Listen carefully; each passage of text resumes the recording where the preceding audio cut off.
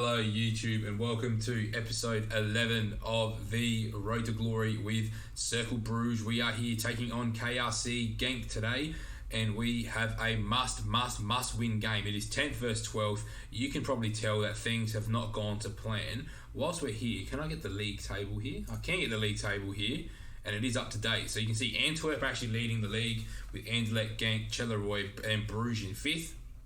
Lots to talk about. Lots has happened since you saw us play Brugge. Up here.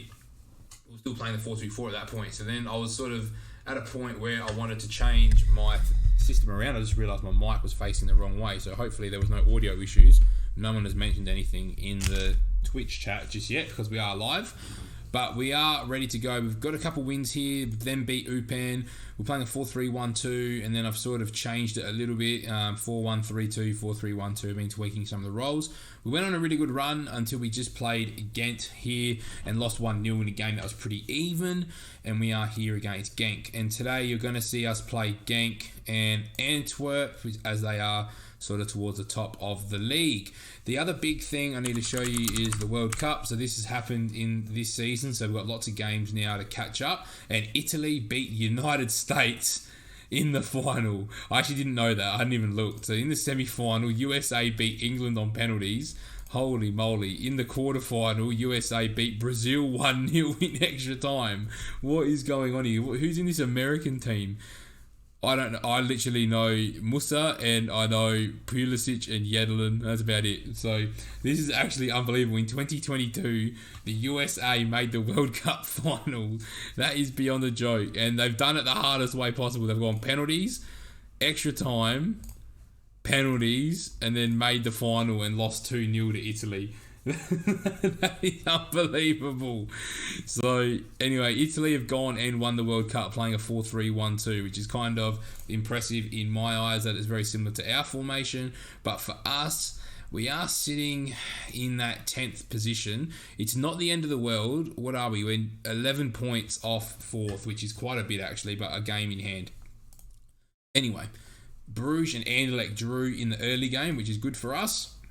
It is time for us to get going against Genk. And this isn't the system that I've been mostly playing in, but this is the one I'm going to go with today. So with the help of the chat, we've got 2 inverted wing backs that are going to support Xavi Simons here in the middle. We've then got our advanced playmaker to try and link things going forward with Neto and Bakali, and then Labilla and Yengi up front together. So if I go selection advice, I reckon Neto, Panya and Dahasi. I actually like that a lot better. So we're going to shift into that with Yengi as the advanced forward. So that's the team we're going to go with. Anyone really missing out on the bench? We've got Bakali. He's going to be switched out for Mohamed Toure. The only one that's probably stiff to miss out is, where is he now? It's Zahui, who I'll probably bring instead of Nisic, because he can go up front for us as well. Can he actually play striker as a pressing forward on attack? Hasn't got the aggression or the bravery or the stamina, but off the bench he definitely can. He's got a lot of the good attributes there with the composure. He's actually developing really well for us this season, but we'll get into him a bit later. So let's go. Labilla and Yengi. I don't quite know who would be our best pressing forward. They reckon it is Labilla, so that's nice to know that we've made the right choice. Let's just have a look at what he looks like as a pressing forward. I don't think we naturally really have one in the club. Pretty similar to Zahui, to be perfectly honest. So we'll just back that in and let's go. Massive game. JS reckons that we're going to win 5-2. For those that haven't gone over to Twitch, make sure you go over to Twitch at Paulie29 to catch all the action live. So let's go. Let's pump the fist. We need a big reaction here from the boys. Let's do that. They're not playing well at all. Dim reckons 4-2. Rods reckons 5-1. Everyone's predicting goals. I don't know where you're getting this prediction for goals for, but I would hope it comes true. And then Porridge jumps in late with a 2-1. Here we go. Van der Perry. We need 3 points massively. We need to turn our season around. We need to try and get into those European positions. But I think this year has been one that's made me realise who we actually are, and I think we've overachieved the last couple of seasons here in Belgium, and this has sort of been a humbling experience for us. Damo reckons 2-1 as well. Panya's in. Got to put that on target. I don't care if you don't score that, but that needs to go on target. Sharpie, well dealt with. We've played around with the lines a little bit, so hopefully the little bit of a lower defensive line might help us out as Nguyen puts that over the bar, which I'm very surprised about because that's a very, very good chance there for Genk. And it's Sharpie again, decent ball into the back post. It's volleyed, it's bobbling, and we can't get rid of it. We managed to hoof it out slightly, but we do need to get a move on here because the season is starting to come to an end. And I know it's only in January, but we need to start getting some wins on the board. It's Yengi, puts a ball across, Robbie, ball across, Labilla, bang, gets his 8th for the season, and he's already doubled his goal tally from last year, which has been really nice to see, to be perfectly honest, from Labilla, because I was a bit worried last year that he played quite a lot of football and wasn't getting on the score sheet, but Yengi was really getting a lot of goals. But that's some good football from the boys. We go 1-0 up early enough in this game. Time to praise them. Got to get around the boys here. We're a young team. These results mean a lot to us. Good ball in. Arezzo puts it wide, and that would have counted. And the big thing with Genk at the moment as well is they have been relentlessly asking for me to have an interview with them because they cannot turn around their season as well. So I've said no twice, but it's very tempting because their team is very good. Labilla getting confidence after every game, has a strike from absolutely miles out. But my big thing is I've been tossing and turning what system to use, whether we use an attacking midfielder or a defensive midfielder. And I think we'll probably stick with the defensive midfielder. It makes us a bit more solid at the back, but we tend to not create as many chances as we do in the other systems. So for games like this, when we know we're versing a quality team, we're probably going to just play with the defensive midfielder. We probably just start with this every game, and then if we need to go after the game a little bit more, we can switch it up, get rid of the DM, and then play with the shadow striker in between the two strikers. So I think that's probably the way forward for the team at the moment. So Munoz, good throw in. Neto does well to clear. This is where we've got to win the ball and then go quick on the counter-attack if we can. We can't. It's Artega, who's a very good fullback and causes us a lot of issues every time we play. And that's over the bar by Sharpie. And his name is fun to say, I'm not going to lie. All right, let's encourage the boys one more time. Can we get into half-time? It's Cisse going for the long throw. We can't pick up the scraps. And this is where, we get counted on quite a bit. It's Sharpie. We've sort of recovered pretty quickly, though. We've got the numbers back. Sharpie again. Simmons does brilliantly in that deep line playmaker role to cut it out. But here we go. It's Munoz. Arezzo hits the post. And a striker of Arezzo's quality probably needs to be burying that, to be perfectly honest. Can we hold on? Can we get to half-time with our advantage? They are really pressing now. Genk. Here we go. Can we win this ball and then go on the break? That's what I want to see from the boys. Little chip ball up. We deal with it. Back to Thomas. Do we distribute quickly? Which is what we're meant to be doing. Thomas hoofs the ball long, trying to find Yengi. Can't find him. Banya panics. Gives it straight back to Genk. This is where we need to win the ball. We do. Jacob finds Neto. Neto has the run of Robbie out wide. Not normally playing on the left, but we've put him out there for now. Cisse, Labilla, Robbie, Neto. Good bit of football there from the boys, to be perfectly honest. And it's still our throw-in, I believe. It should be. And here we go. What have we got? We've got Felix finding Cisse, who again has been playing really, really well this year too. Has Musa Cisse, the young PSG prodigy. Here we go. Good ball out to Panya, the Thai international. Here we go. Let's go. It's Labilla. How has he missed that? Oh, man. Come on, Labilla. What are you doing? I just spoke about how much better he's gotten with his goal scoring. I'm delighted with the performance, though. Let's keep going. Come on, boys. We need a second goal here. I think a second goal will really force Genk to be a bit more expressive, and hopefully we can break them down a bit easier. But they are picking through us at the moment. It's Xavi Simmons in that deeper lying role, tracking the run pretty well. That was an interesting clearance, though. I'm not going to lie. That's New Gren, not Nguyen. Okay, I just saw the spelling of his name, the attacking midfielder. And here we go. We've only had the one shot on target, but I feel like we're doing okay. The space should be opening up for us pretty soon. What I'm going to do is I'm going to move Panya to the left because he's capable of playing out there. And then on the right, we're going to bring Vitinho on, who is good enough to play on the wing for us. And let's go. Can we find something here? They've changed shape to a 4-2-4 now as well. So can we pick the spaces through the midfield? It's Cisse trying to go wide. It's Neto who can't get up there. We've got the time here now in the midfield. We should be outnumbering him. It's Labilla who's hit the post. Oh, he's so frustrating, is Labilla sometimes. He gets into good spaces and then he just bottles chances. But now it's Kusini Yengi. We haven't played the Yengi song. He's still the leading goal scorer in Belgium. And there's Yengi. Oh, Kusini Yengi. Oh, Kusini Yengi. There we go. Get the Yankees in the chat, boys, that are here on the stream. Good run from Kusini Yengi. He just knows where the goals are. Look at that. Bang. Drives it past the keeper. 2-0 up at home. Get around Kusini Yengi. He is the man. We love to see it. Time to take Xavi Simons off. What we're going to do is we'll get Zaper in because he's a very good midfielder. We will also keep one sub up our sleeve. And is this the turning point for the boys in green? Is this where our season turns around and we go on a big run and try and mount a charge for the top four? 10 minutes to go. Can we hold on?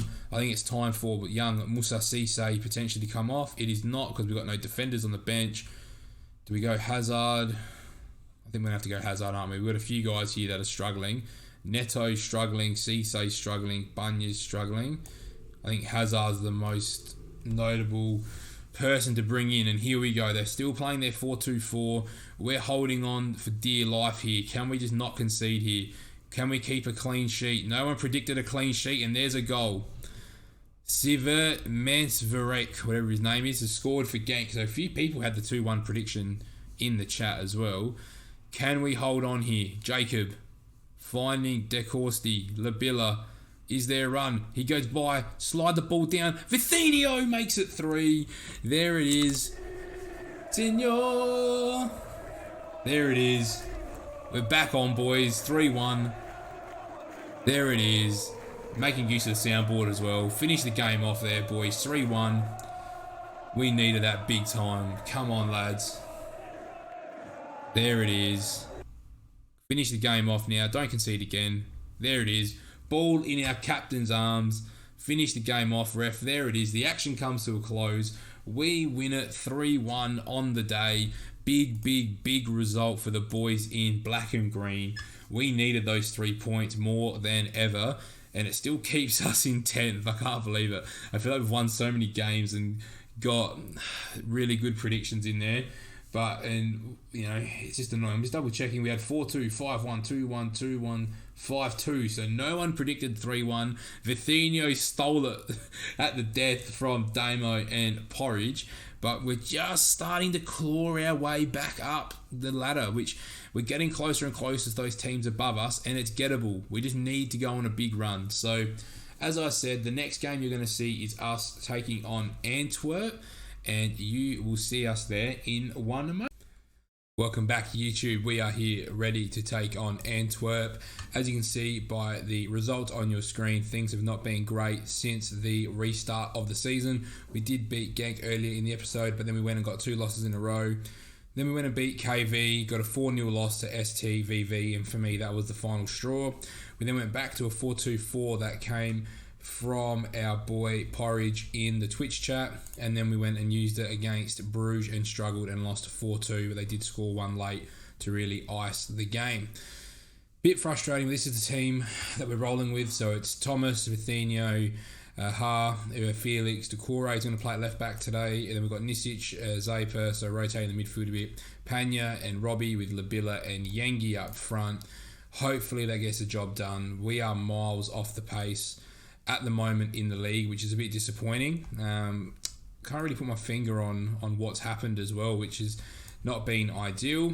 It's just we are miles off the pace, and I think it might be a combination of us not playing great this year and us overachieving in the last 2 seasons. So obviously not expecting heaps against an Antwerp team that is sitting top in the league, which is not ideal for us to be playing today, considering we're not settled on a system or personnel at the moment. So we'll see if we can get a result here that might be able to turn our season around. We've only got one real challenging game left as Panya's through. Good effort, but unfortunately does not fall to us. We've only got Anderlecht, which is the last big game. We're sitting 10th. What are we? 7 points off 9th.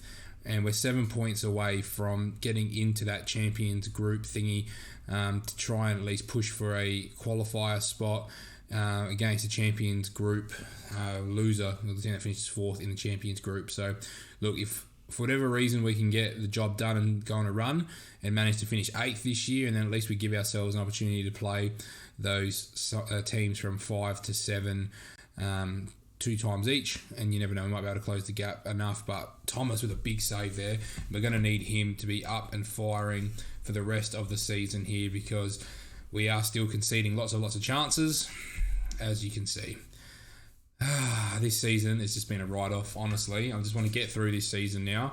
I'm probably not going to show you much, especially if we don't push for that Champions, or for that, whatever the group's called. I'm probably just going to write this one off, get through it with the stream, and then go from there as Yengi goes through, well blocked, and we do get a corner. But I don't think the games that I'm going to be showing you are going to be very exciting. But if things do heat up towards the end of the season, I will start to show it to YouTube once again. So let's encourage the boys. Let's get up and about. Let's please not concede from another set piece, because we've been conceding from these for fun recently, which has not been ideal. As DeBala puts it through. Good shot. Bang. I'm actually so done with this season, to be perfectly honest with you guys. It's really frustrating me at this point. We're 10 minutes in. We're 2-0 down. I don't know what to do. I actually have no idea what system to play. I don't have any idea of who to use, where to use them, what to do. I don't know whether we need 3 midfielders. I just don't know. I don't know what the problem is. We can't defend. I really don't know. I'm tempted to go 4-2-3-1 and really protect our defence, but then it's going to compromise us going forward. Is the 4-2-3 I'm really going to change a lot there by just putting one of those guys into the midfield, or as an attacking mid? All you're doing is losing a striker and putting him as attacking midfielder. I don't think that's going to actually cover anything for us. Do we go 4-3-3 with 2 defensive midfielders? We've tried that, it didn't work. I haven't really given the 4-3-3 with 2 8s a go yet this season, but I don't really know how I'd want to build that. I'd have to really think about who we've got and build the roles around who we've got. I think defensively we're really lacking. We need coverage in defence at the moment. We just need to stop conceding so many goals. It's just beyond the joke. As Yengi goes through, Yengi gets us a goal, and I really don't want to compromise his ability to score goals for us. So in the comments and through the Discord, let me know what you think the problems are with this save. Let me know what you think we need to do to try and solidify this team. I see a lot of people running 4-3-3s in the Twitch community, but I just seem to not be able to get it to work. So I'm going to try to do a little bit of research when I get some time. Have a look at what systems people are playing, especially 4-3-3 variants with 2 8s. Might have to have a look at FM base and sort of, take a bit of a model of a system and then try and shape it. Is it the players as well? That's part of it. We've got a very young team. Not everyone are our players, so they're not used to playing with each other. We've got quite a lot of loans in the system. Is that impacting it potentially? I'm not really sure. So let's see if we can get our way back into the game. I feel like the 4-2-4, we've played our best football in it this year probably. So there's still a possibility for this system to be the one for us. I'm just going to try and stick it out for this season. And then if we need to strip everything back again next season, at least we get a blank slate with some new loans and things as we do get a chance and it just doesn't fall back to us. I just think in the 4-2-4, we're just very open to conceding. So, it might be a combination of a 4-3-3 and a 4-2-4 with just one of the midfielders being able to either go out wide or go up front with us. So we've got Labilla, Zaper. Can we just find a ball through? It's Panya, Doucouré, who we've found a spot in at left back. There's a good bit of build-up play there from the lads too, but this is the issue. So everyone's gone forward now, and then we're caught at the back there, but it's well defended by Jacob. Can we try and grab one here before half-time? We've actually played really well. It's just defensively, we're just conceding. There it is, off the bar. A bit unfortunate, which is not ideal. Can we just find a way to grab one? We've got one more chance. Vitinho goes with a long throw towards Yengi, who throws the ball away. Can we find something here, though? Good ball up the line from Antwerp, but we've dealt with it. It's Vitinho. There's still time. Simmons, can he pick a ball out down the wing? Robbie finds the ball for Yengi. Yengi's through, and it's well saved by the goalkeeper. Ball's still alive, though. Ball gets played back into the box. There's a chance. Oh, and Robbie's had the chance. We've actually turned the corner here since going 2-0 down. I'm actually playing all right. Let's go. I'm going to pump the fist. I'm going to say we owe Antwerp after what happened last time we played them. Can we go and get a positive result here? Xavi Simmons finding Zaper. Zaper driving. He finds Yengi. Xavi Simmons. Can he find the pass? Can we find something? Daniel Labilla. We go down inside the box. We don't get the penalty. But we've looked promising at the moment. And for the teams around us, our goal difference is so much better. considering we've been losing a lot of games too. We've been scoring goals, we're just not able to put it on the score sheet ourselves. We've got an XG of 1.85 compared to a 0.66, and we're losing 2-1. That kind of, shows the issues that we're going through at the moment. Xavi Simons, ball in, back post, no one home. Got to stop the counter-attack here. We've got a lot of guys committed forward for that free kick. Ball goes through. Vitinho deals with the first ball. Only as far as Hoyer.